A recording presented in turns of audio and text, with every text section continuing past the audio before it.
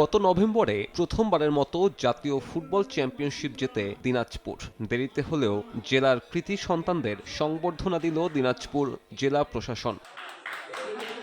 বৃহস্পতিবার বিজয়ী দলের সদস্যদের ফুল দিয়ে বরণ করে নেন জেলা প্রশাসক সহ ফুটবল অ্যাসোসিয়েশনের কর্মকর্তারা। খেলোয়াড়দের হাতে তুলে দেওয়া হয় ডিএফএ মনোগ্রাম খচিত একটি ব্লেজার ও নগদ অর্থ।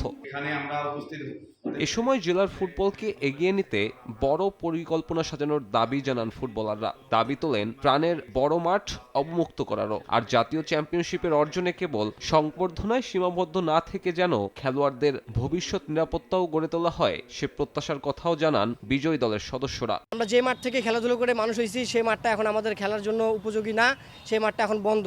আমি ডিসি স্যারকে অনুরোধ করব আমাদের মাঠটা যেন খুব শীঘ্রই খুলে দেওয়া হয়। অফিসিয়াল কর্মকর্তা ডিসি সাহেবকে অনুরোধ জানাবো যেন তারা আমাদের জন্য একটা গাইডলাইন তৈরি করে দেয় আর প্র্যাকটিসের জন্য একটা ভালো জায়গা করে দিতে পারে। জাতীয় ফুটবল চ্যাম্পিয়নশিপের অর্জনে থেমে না থেকে দেশের ফুটবলের নেতৃত্বে দিনাজপুরের খেলোয়াড়দের তৈরি করার পরিকল্পনা নীতি নির্ধারকদের। এই টিমটা নিয়ে পুরো আশাবাদী। আমাদের দিনাজপুর জেলার 6-7 জন প্লেয়ার ঢাকা মাঠে রানিং খেলতেছে।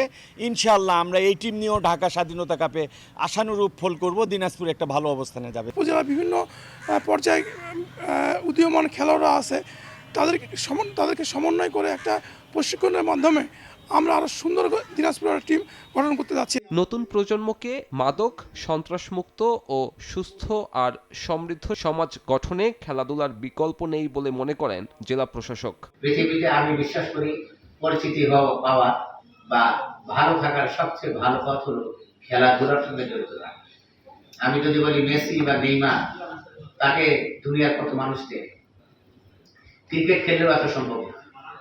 গত 22শে নভেম্বর ঢাকা কমলাপুরের বীরশ্রেষ্ঠ শহীদ সিপাহী মোস্তফা কামাল স্টেডিয়ামে প্রতিদ্বন্দ্বিতাপূর্ণ ফাইনালে 3-2 ব্যবধানে সিরাজগঞ্জকে হারিয়ে জাতীয় চ্যাম্পিয়নশিপ ট্রফি ঘরে তোলে উত্তরের জেলা দিনাজপুর। সময় সংবাদ, দিনাজপুর।